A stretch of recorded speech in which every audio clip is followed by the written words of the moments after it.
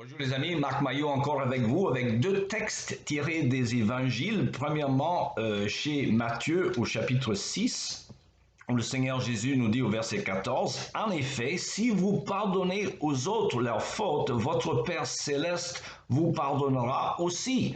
Mais si vous ne pardonnez pas aux hommes, votre Père ne vous pardonnera pas non plus vos fautes. » Et deuxième texte, cette fois tiré de l'évangile selon Luc au chapitre 17, verset 3. « Si ton frère s'est rendu coupable d'une faute, reprends-le, et s'il change d'attitude, pardonne-lui.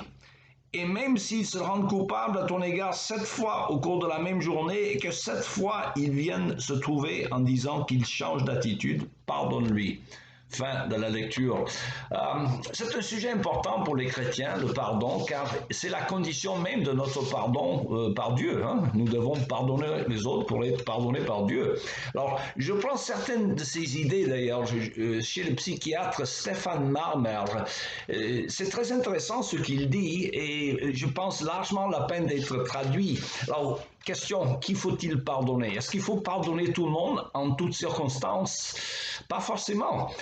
Dieu lui-même ne pardonne que ceux qui se repentent. Il ne faut pas croire à ce blasphème de Voltaire qui dit « Dieu te pardonnera, c'est son métier ». Non. Pourtant, que faut-il faire quand on nous offense? Se venger?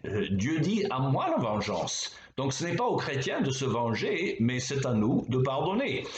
Seulement, il y a un problème. Le mot « pardonner » s'applique à un phénomène très complexe. Alors, selon le professeur Marmer encore, il y a 3 types de pardon qu'il décrit par ces mots suivants. Le premier, c'est l'exonération. Deuxième, il emploie le mot « forbearance » en anglais, je traduis par « tolérance ». Et le troisième, il emploie le mot release, j'ai traduit par libération. Je vais expliquer.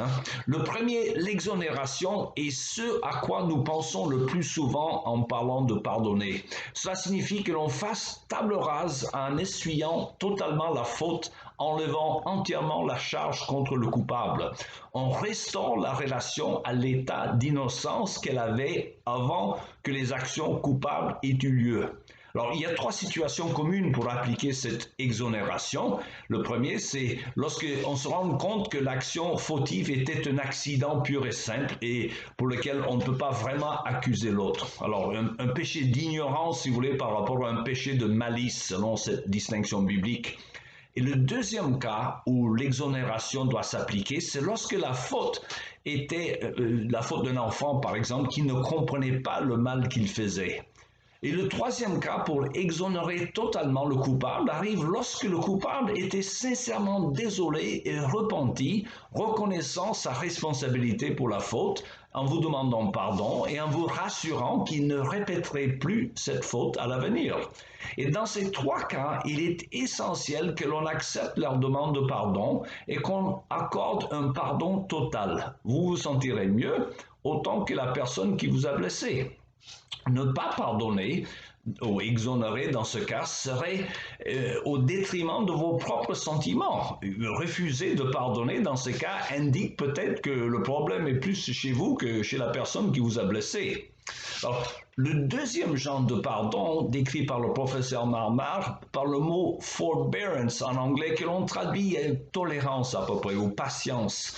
Alors, ceci, c'est un peu plus compliqué ici. Cette attitude donc de tolérance s'applique lorsque le coupable s'excuse à moitié, en suggérant même que vous étiez en partie responsable pour sa faute.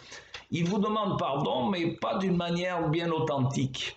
Or, il faut toujours se demander si on n'était pas en partie responsable pour la faute. Il faut quand même garder une attitude de tolérance même si l'on n'est pas fautif, si on tient à la relation avec l'autre. Alors, il ne faut pas rester fixé sur l'offense. Il faut par contre abandonner toute rancune et toute notion de vengeance, tout en gardant un esprit de prudence ou de patience pour voir si l'autre est vraiment sincèrement repenti. C'est un peu pardonner mais pas oublier, ou faire confiance tout en vérifiant. Trust but verify, comme disait Churchill. Alors, ça vous permet donc de maintenir le contact avec des gens qui, loin d'être parfaits, sont quand même importants pour vous. Et d'ailleurs, en certains cas, ce pardon conditionnel peut devenir éventuellement une véritable exonération. Alors, le troisième type de pardon concerne des cas où la personne qui vous a offensé ne reconnaît même pas sa faute et ne s'en excuse pas. Alors, ce sont les cas de pardon qui présentent les plus gros problèmes. Des cas typiques sont les abus des enfants ou des affaires commerciales lorsqu'un partenaire se fait escroquer par l'autre, ou des amis ou des parents qui ont trahi une autre. Alors, même dans ces cas-là, il y a une solution que le professeur Marmar appelle release. Moi, je traduis par libération. Le troisième type de pardon, si vous voulez.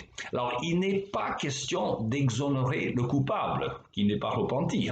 Cela ne demande pas non plus la tolérance ou même pas la continuation de la relation avec le coupable.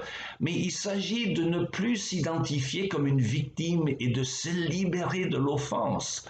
Cela vous permet de relâcher le fardeau qui pourrait vous empêcher d'être heureux, d'où le terme libération. Alors pour le chrétien, cela sera d'autant plus possible que nous savons que le Christ est celui qui va rétribuer toute justice à la fin. À moi la vengeance, dit-il.